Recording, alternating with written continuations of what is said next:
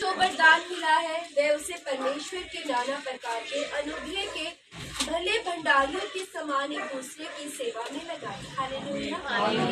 जिसको जो वरदान मिला है, किसी को गाने का वरदान मिला है, हालेलुया, किसी को सेवा करने का वरदान मिला है, किसी को पास्टर की सेवा करने का वरदान मिला है, किसी को प्रार्थना करने का वरदान मिला है, किसी को गवाही देने का वरदान मिला है। हालेलुया। हर किसी का वरदान अलग अलग है। मेरे पास अलग है, आपके पास अलग है। हालेलुया। हम जितने भी जन इस परिवार में बैठे हैं, हमें हर एक के अंदर अलग अलग क्वालिटीज है। सबके अंदर एक जैसी नहीं है। किसी की आवाज अच्छी है तो वो परमेश्वर की सेवा गाना गा के करता है। हालेलुया। किसी के कोई धन में बहुत अच्छा है तो वो अपना धन देकर परमेश्वर की सेवा में हाथ बटाता है। हालेलुया। और किसी के पास गवाही अच्छी देने का वरदान है कि वो लोगों को अपनी तरफ आकर्षित कर सकता है। हर किसी के जीवन में गवाही है, पर हर कोई अपनी गवाही से लोगों को आकर्षित नहीं कर सकता। हालेलुया। ये भी एक वरदान होता है, ये भी एक क्वालिटी है हमारे अंदर कि जो आप गवाही देते हैं उससे लोगों को आकर्षित करना कि हाँ, प्रभु यीशु मसीह ने हमारे जीवन में ये आशीष दिया, कि ये आश्चर्य करती है। हालेलुया। हर किसी को जो वरदान मिला है वे अलग अलग है, और जो परमेश्वर ने हर एक जन को, जहाँ पे हमारे बीच में हम जितने भी जन बैठे हैं, उन्हें हर एक को अलग अलग वरदान दिया है। के भले भंडारियों के समान एक दूसरे की सेवा में लगाए। हालेलुया। मैं आपके लिए गाना गाती हूँ, पास्टर जी आपके लिए प्रार्थना करते हैं, आपकी सेविका आपके बीच में वचन सुनाती है, आप धन देते हैं। ये सब क्या है? एक चेन बंधी हुई है। हालेलुया। हम सेवकाई, हम आत्मिक जागृति सभा करते हैं। कैसे करते हैं? आप हमें अपने धन के भेंटे देते हैं जिससे हम हॉल को चलाते हैं, और उसके बाद फिर सारी लोग आते हैं, लोगों को इनविटेशन दिया जाता है, और इस तरह से एक सभा हो पाती है। अगर हम अकेले सोच लें कि हमसे एक सभा करेंगे तो क्या हम अकेले कर सकते हैं? बिल्कुल भी नहीं कर सकते। अकेले बैठ के घर में कोई भी नहीं कर सकता। हालेलुया। ये तभी कर सकते हैं क्योंकि परमेश्वर ने हमें अलग अलग वरदान दिया, अलग अलग सेवा के रूप दिए हैं। हालेलुया। अपने आप को कम ना आगे। हालेलुया। और क्या लिखा है? वे उसे परमेश्वर की नाना प्रकार के अनुग्रह के भले भंडारियों के समान एक दूसरे की सेवा में लगाए। इंग्लिश में लिखा है भंडारियों की जगह स्टीवर्ड्स। इसका मतलब होता है कि जैसे एक शिप होती है और उसमें अलग अलग प्रबंध करने वाला होता है। हालेलुया। उसका क्या मतलब होगा कि एक शिप है और उसमें कितने सारे काम होते हैं कि एक अटेंडेंट्स को देखेगा, एक बर्तन को देखेगा, एक शिप चलाएगा, एक जो गेस्ट आए उनके लिए खाना बनाएगा, एक बर्तन धोएगा, एक कपड़े लॉन्ड्री करेगा, और वहाँ पे खाने पीना बनाने वाला भी होता है। हालेलुया। तो वो क्या है? सारों के काम बटे हुए है। सब जो प्रबंध है वो एक से नहीं चल रहा है। वो शिप भी एक बंदा चला रहा है, खाना भी वही बना रहा है, लॉन्ड्री भी लोगों की वही कर रहा है। ऐसा तो नहीं हो सकता। हालेलुया। तो ये क्या है? सभी की जो वरदान है, सभी की जो सेवाएं हैं, वो अलग अलग परमेश्वर ने हमें बख्शी है। हालेलुया। इससे हम क्या सीखते हैं कि आपका वरदान अलग है। आप जिसको सेवा करने का वरदान मिला है, जिसको वचन प्रचार करने का वरदान मिला है, उसको वे करने दें। और जो वरदान आपको मिला है वो आप अपना वरदान को इस्तेमाल करके परमेश्वर की सेवा करें। हालेलुया। यदि कोई बोले, 11वीं आयत में लिखा है, यदि कोई बोले तो ऐसा बोले मानो परमेश्वर का वचन है। हालेलुया। जब कोई बोलता है, मतलब कि जब आपके सेवक, आपकी सेविका आपके बीच में वचन प्रस्तुत करते हैं तो वाकई में आपको लोग गवाहियां देते हैं कि वाकई में ऐसा लग रहा था पास्टर जी कि परमेश्वर हमारे बीच में बोल रहा है, परमेश्वर आपके बीच में होके बोल रहा है। हालेलुया। यदि कोई बोले तो ऐसा बोले मानो परमेश्वर का वचन है। एकदम सीधी बात बोले, खरी बात बोले, जो परमेश्वर का वचन है एग्जैक्ट वैसा ही बोले, कोई उसको तोड़ मरोड़ कर ना बोले। यदि कोई सेवा करे तो उस शक्ति से करे जो परमेश्वर देता है। हालेलुया। वो शक्ति जो कोई धन की शक्ति है, कोई किसी की गाने की शक्ति है, किसी की ऑर्गेनाइजिंग की शक्ति है, किसी की झाड़ू लगाने की शक्ति है। हर किसी की शक्ति अलग है, हर किसी के वरदान अलग है, हर किसी की सेवाएं अलग अलग है। हालेलुया। जिससे सब बातों में यीशु मसीह के द्वारा परमेश्वर की महिमा प्रकट हो। हालेलुया। जिसको जो सेवा मिली है वे वही सेवा करे। हालेलुया। जो सेवा परमेश्वर ने अपने सेवक को दी है, वचन बांटने की सेवकाई, प्रार्थना करने की सेवकाई, वो किससे करते हैं? जो परमेश्वर ने उनको शक्ति दी है, जो परमेश्वर ने उनको बल दिया है। हालेलुया। जो वो आत्मिक जागृति सभाएं जो वो ऑर्गेनाइज कर रहे हैं, जो एक साल से जो हम सबकी प्रार्थनाओं के द्वारा हुआ है, वो कैसे हुआ है? जो परमेश्वर ने उनको शक्ति दी है। वो केवल हमारे एक सिंगल इंडिविजुअल के धन के द्वारा नहीं हुई है। हालेलुया। अगर हम सोचे कि बस मैंने इतना धन दिया था, इसकी वजह से ये आत्मिक जागृति सभा हुई है, नहीं, ये सब की एक चेन है। सबको अलग अलग वरदान दिए परमेश्वर ने, वो सब एक दूसरे से जुड़े, एक साथ इकट्ठे हुए, एक मन होकर उन्होंने परमेश्वर के लिए कुछ करने का सोचा और उससे वो आत्मिक जागृति सभा हुई। हालेलुया। तो हर किसी का वरदान अलग है, हर किसी की सेवाएं परमेश्वर ने हम सबको अलग दी है कि हम मिलकर परमेश्वर की सेवा करें और जिसके द्वारा परमेश्वर की महिमा प्रकट हो लोगों के बीच में। हालेलुया। महिमा और साम्राज्य युगानुयुग उसी का है। आमीन। महिमा जो हमारी, जो हम आत्मिक जागृति सभाएं करते, जो हम प्रार्थनाएं करते, जो हम गाना गाते, जो हम प्रार्थनाएं करते हैं, वो सब किसके लिए है? परमेश्वर की महिमा के लिए है। ये जो वरदान परमेश्वर ने दिए है, ये किसके लिए है? ताकि हम परमेश्वर की सेवा के लिए इस्तेमाल करें। हालेलुया। अब हम खोलेंगे यिर्मयाह की पुस्तक,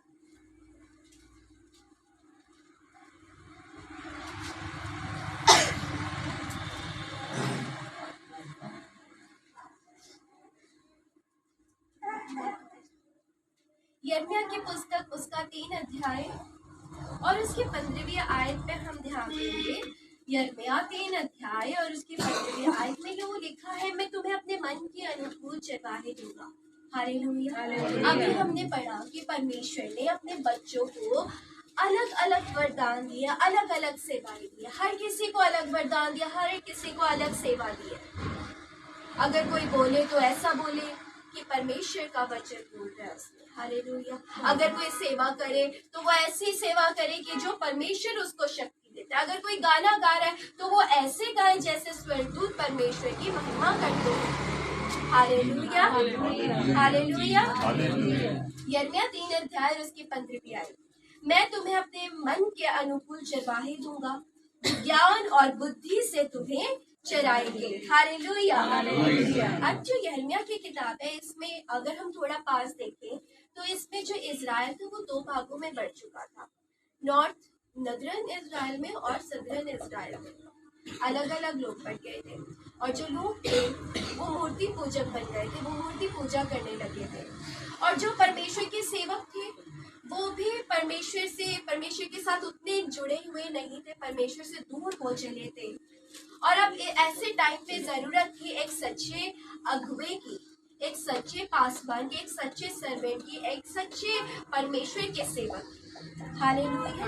तब परमेश्वर ने यहाँ पे कहा, मैं तुम्हें अपने मन के अनुकूल चरवाहे दूंगा, जैसे परमेश्वर को भाती है, जैसे परमेश्वर को चाहिए, ऐसे चरवाहे वे अपनी प्रजा को, अपने लोगों को, अपने भक्तों को, अपने बच्चों को देगा, जो ज्ञान से भी तुम्हें सिखाएंगे, जो बुद्धि से भी तुम्हें सिखाएंगे।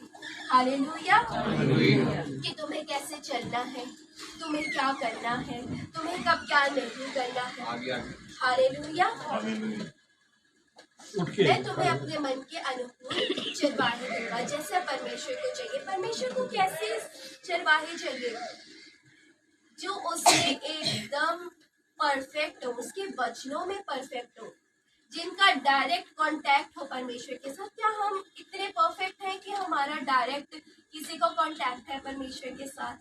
कहीं ना कहीं जो हमारे अंदर कमियां हैं, जो हमारे अंदर बुराइयां हैं, डायरेक्ट कांटेक्ट है। प्रभु यीशु मसीह ने हमारा कांटेक्ट परमेश्वर के साथ बना दिया है, पर जो वो कुछ कमियां हैं हमारे अंदर, वो कहीं ना कहीं अड़चन तो बनती है। हालेलुया।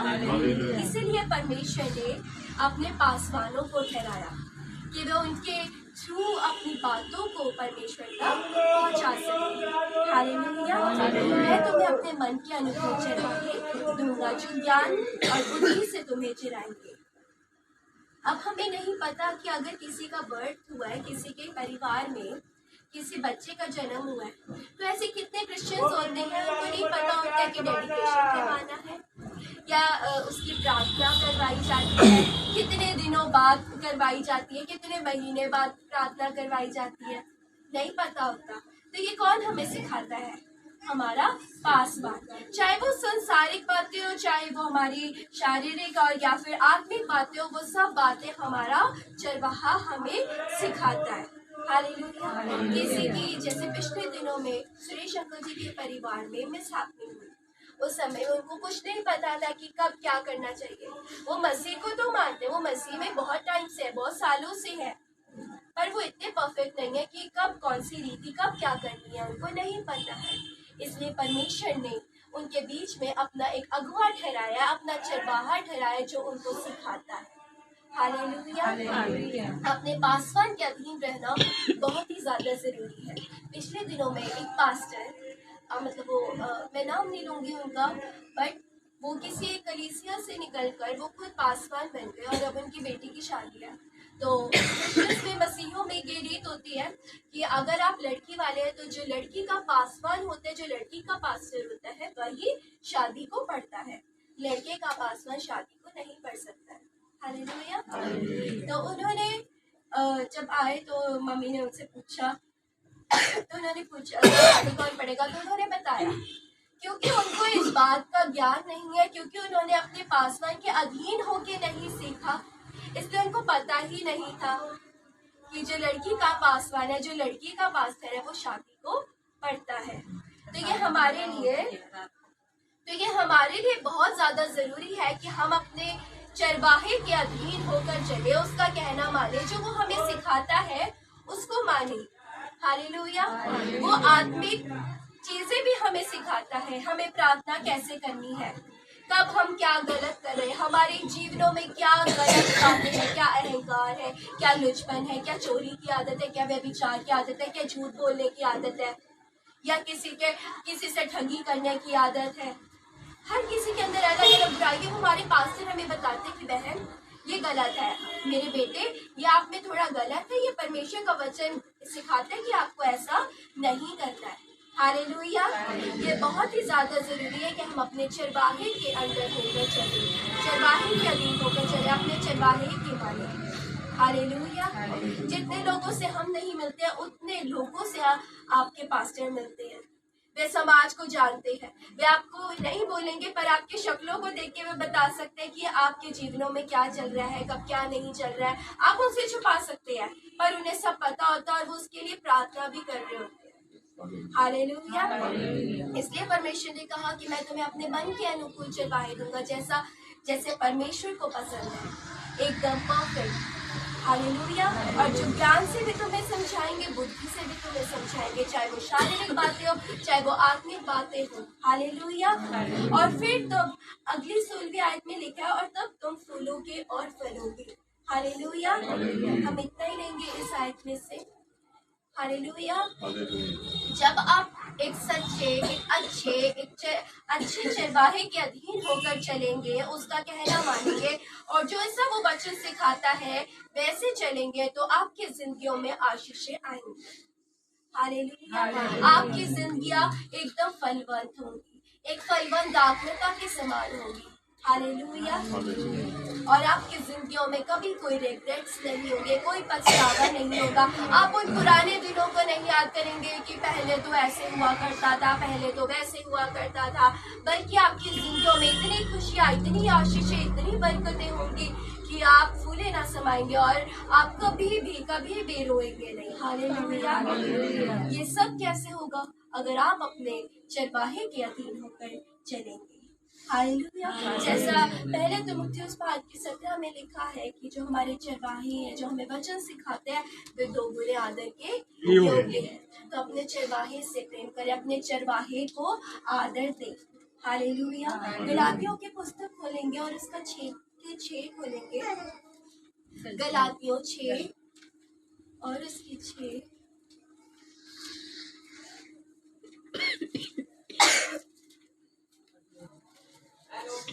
गलातियों की पुस्तक उसका 6 अध्याय उसकी 6 आयत में यूँ लिखा है, जो वचन की शिक्षा पाता है। कौन है यहाँ पे? हम तो से 2 जनों से शिक्षा पाते हैं और साथ मसीह जी से भी हम शिक्षा पाते हैं, वो भी वचन देते हैं। जो वचन की शिक्षा पाता है वे सब अच्छी वस्तुओं में सिखाने वाले को भागी करे। हालेलुया।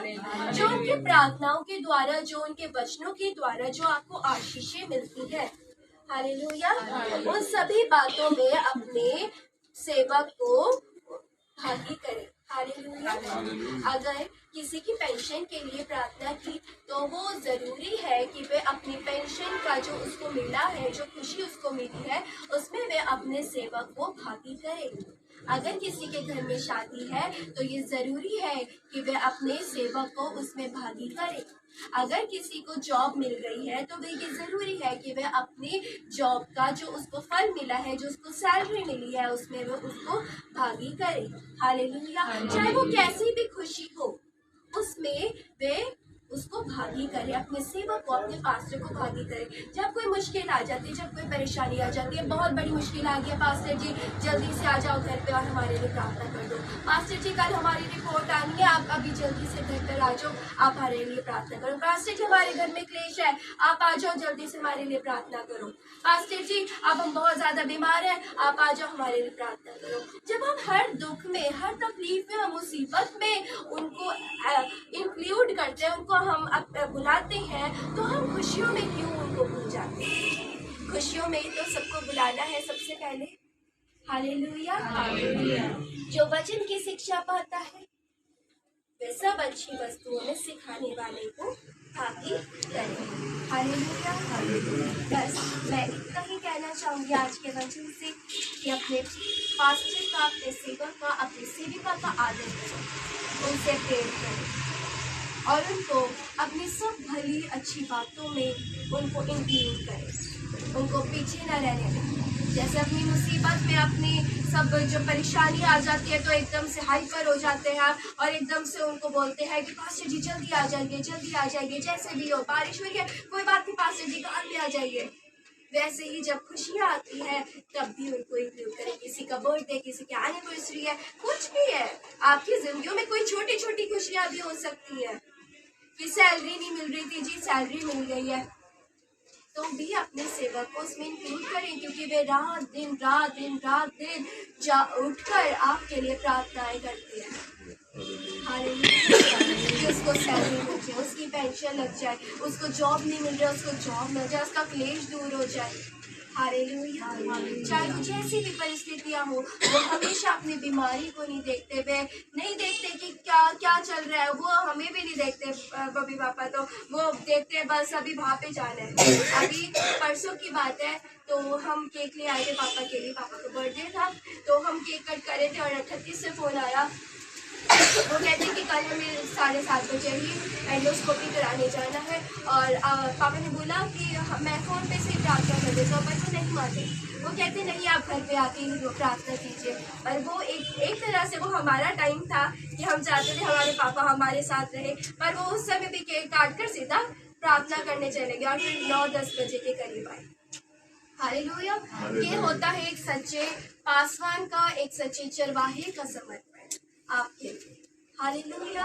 इसीलिए ये आपके लिए जरूरी है कि जैसा प्रेम वे आपसे करते हैं वैसा ही प्रेम आप उनसे करें और उनको दुख ना पहुंचाए, उनकी चुगली चंटी ना करे, उनको बुरा ना बोले लोगों के बीच में। अगर कोई बोल रहे बाहर से आकर बोल रहे अरे ये तो क्या करता रहता है, अरे ये क्या करती रहती है, अरे इनके बच्चे तो ऐसे हैं, तो आप अगर हमसे प्रेम करते तो आप हमारी बुराई, मुझे नहीं लगता आपको किसी नहीं।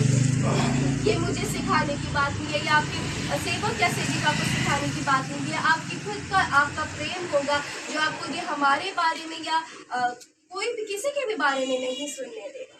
हालेलुया। आप अपने सेवक का, अपने सेविका का आदर करें, उनसे प्रेम करें। हालेलुया।